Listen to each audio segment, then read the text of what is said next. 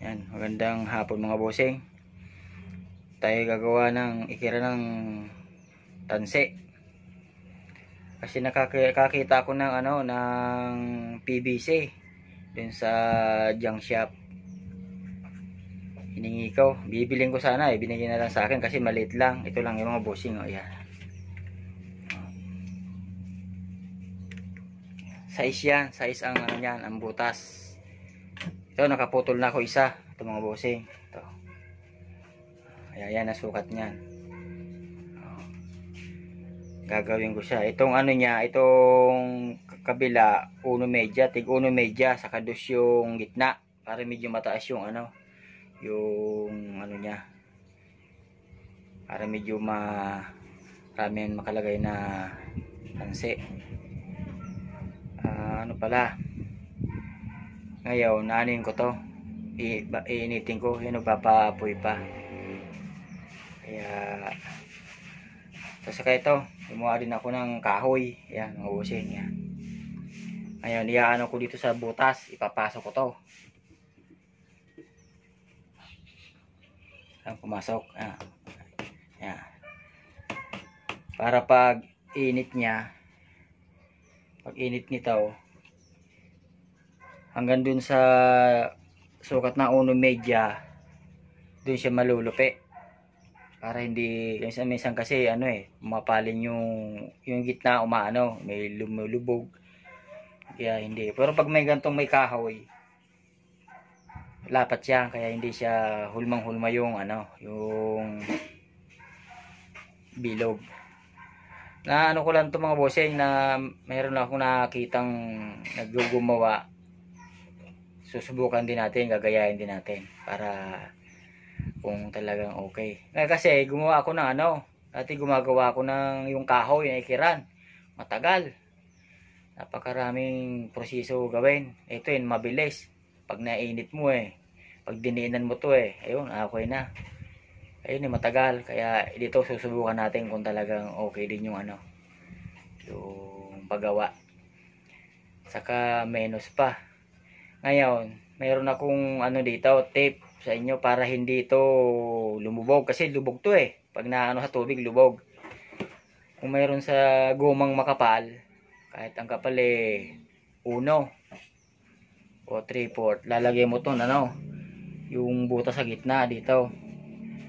Kasi papakita ko sa inyo mamaya mga bossing, pag nabuo ko na tong ikiran, papakita ko yung paglagay ng goma para kung malaglag man siya, lutang, para makuha ulit, hindi masayang. Kasi pag walang guma pag nalaglag, lubog, sayang ng tanse. Ito na mga bossing, susubukan natin. Hindi nyo nga alam talaga, matagal, dahil papalalambutin pa natin to. Kailangan ikot-ikot, mahina lang.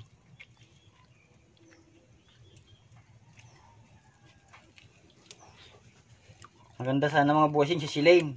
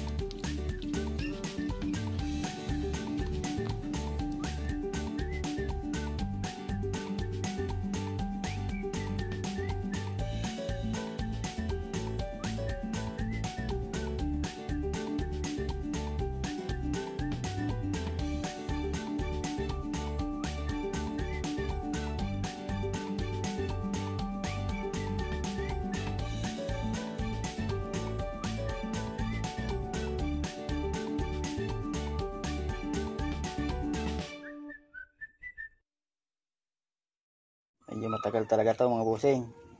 Tsaga-tsaga lang. Kaya kung mayroon sa inyo mga PVC ganito kalalaki, pwede nyo itong gayahin. Pwede na to.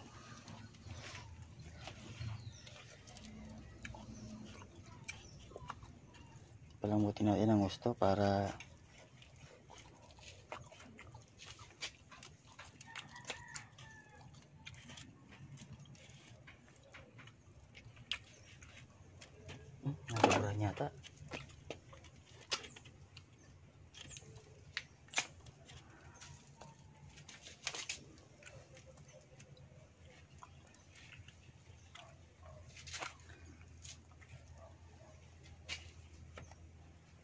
Mainit.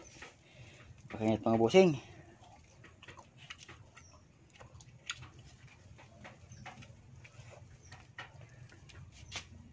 Subukan mo natin. Ay, yan lang. Hindi umana yung ano ko.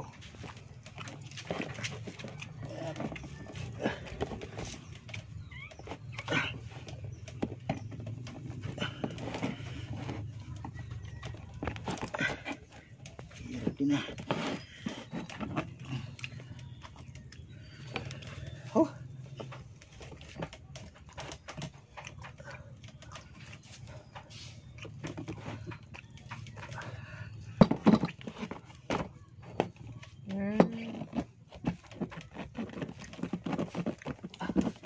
Mag-iba yung misa.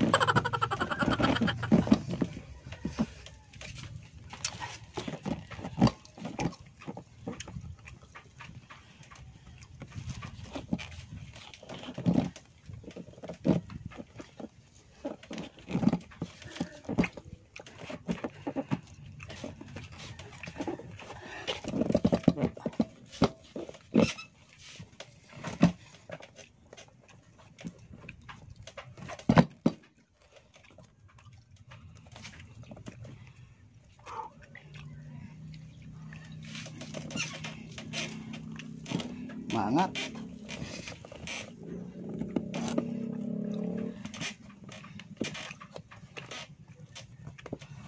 Pag lumamig din yung gagalaw lab. Hindi na.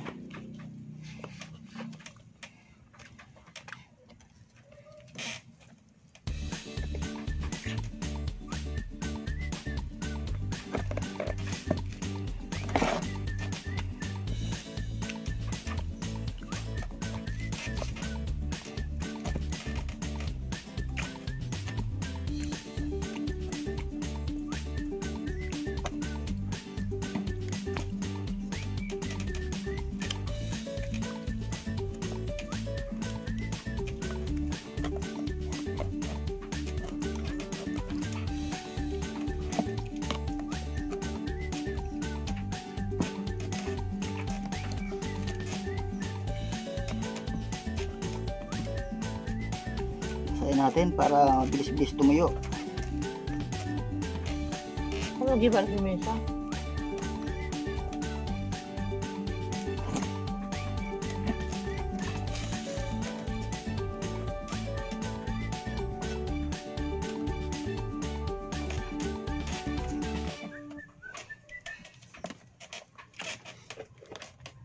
Bigas na. Parang mas mabilis yan kaysa doon sa mangko. Ano lab?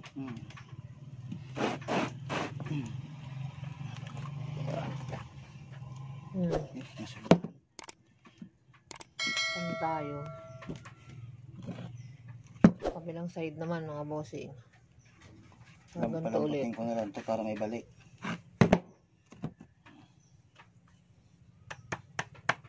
Yun lang, hindi na matanggal. Tanggal yan.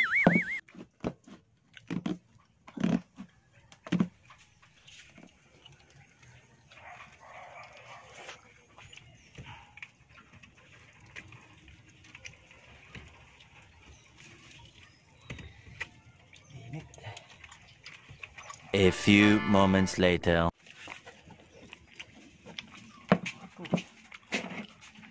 Dito sa kabila. Yun.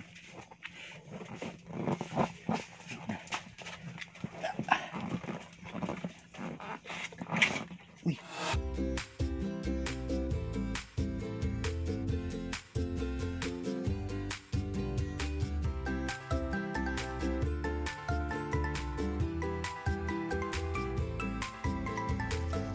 Yan mo.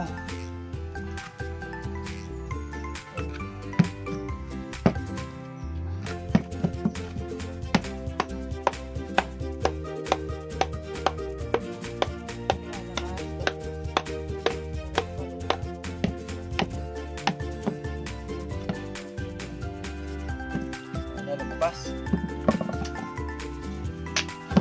Mainit.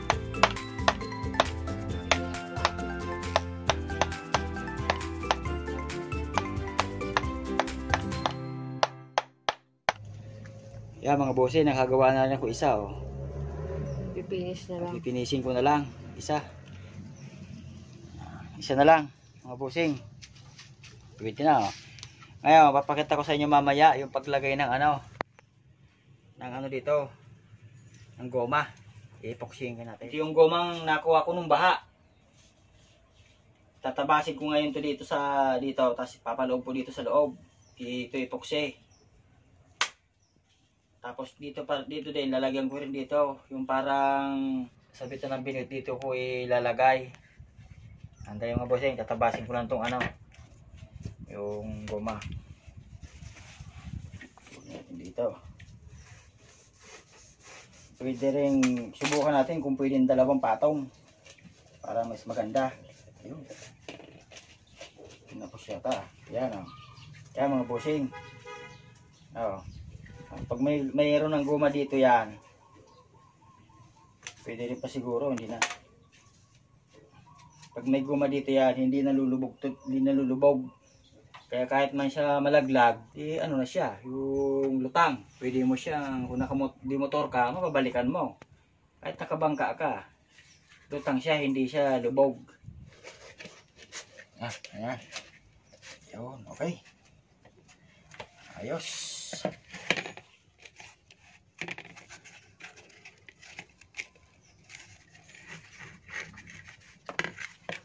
Yun.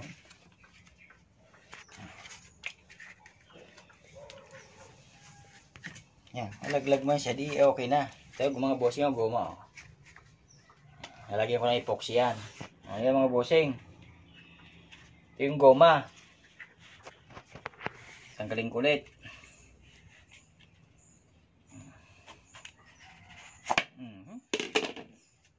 Yung goma, nakuha ko ng baha. Sabi ko mapakinabangan ko to. Kaya ito na. Ano ko na sa pwede na to. Titikilan ko na epoxy.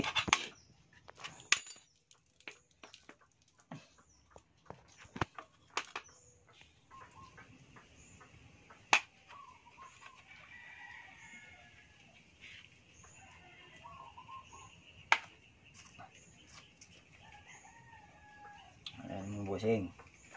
Dahil kasi pag walang goma, sayang. Kung malaglag. Yun. Para yun dito sa butas, kayo rin nyo para kumapit yung epoxy. Kayo rin mo ng kampit. Yan, ganyan lang oh.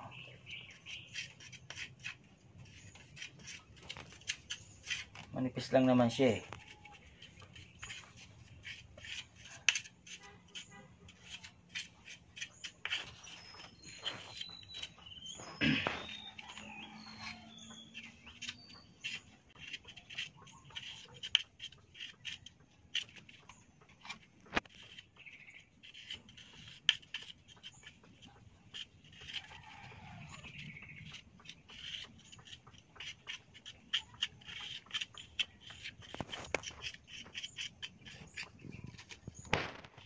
Kasi pag kahoy ang gagawin matagal.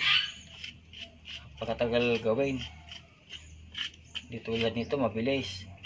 Basta nahulma muna okay na. Pasok natin yung yung goma.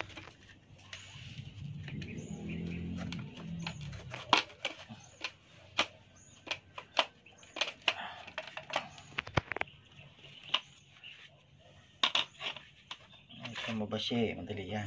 Yan.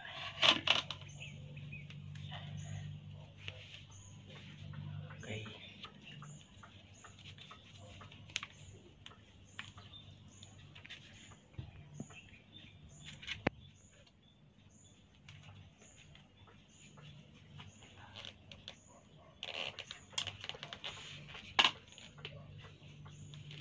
Tabasin natin ito nakasobra.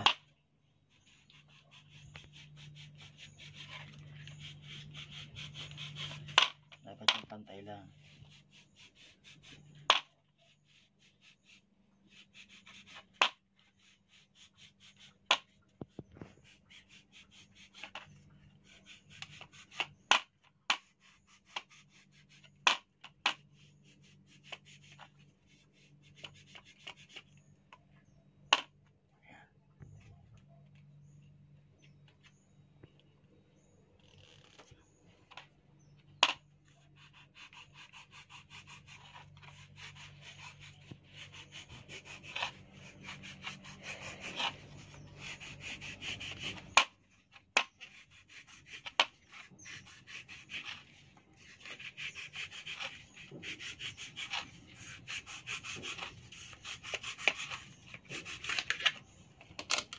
Yun.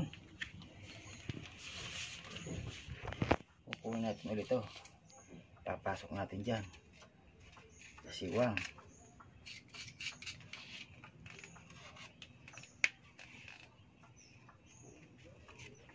Kaya walang tanggalan niya mga bossing. Talagang pang dyan na yan.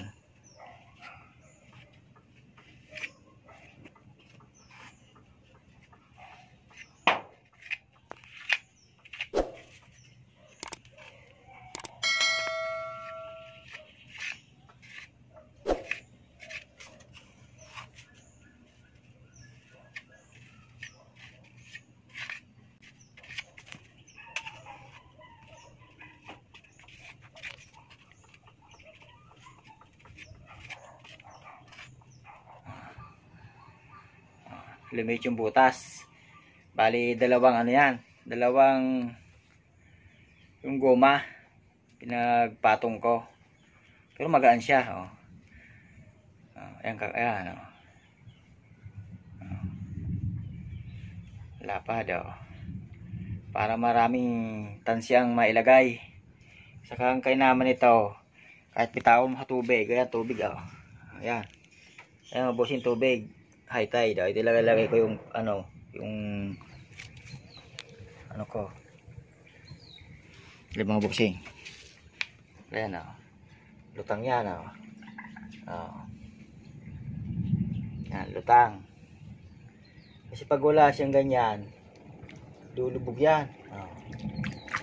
Eh, sayang. Eh, siyempre, higitin ka ng malaking isda. Kung malaking isda ang hihigit sa'yo, mabitawan mo yung ano, yung ikira ng tanse, hindi ano, hindi may lumubog, makukuha mo siya. Kaya ganyan. Pero pwede rin yung ano, yung talagang PVC lang. Ayan. PVC lang ang ano, pwede na siyang gamitin na ikira. Kaya lang mas maganda yung may goma para lutang. Saka ano, ipoksihin mo para hindi siya matanggal. Kahit matagal hindi siya matanggal. Meron pa akong gagawin dito. Ayan, oh. Magagawan ko pa ito ng ano, apat pa siya. Kasi ano eh, size isang ano eh, isang ganto size ang lapad niya. Kaya yan, mayroon akong isang napakita sa inyo na gawa ko kanina. Nila mahirap pag ano, pag tulupi, pakainit. Tiyaga lang talaga. Sige, hanggang dito lang mga bossing. Salamat sa nagsubaybay sa mga ginagawa ko. Maraming salamat. Bye bye.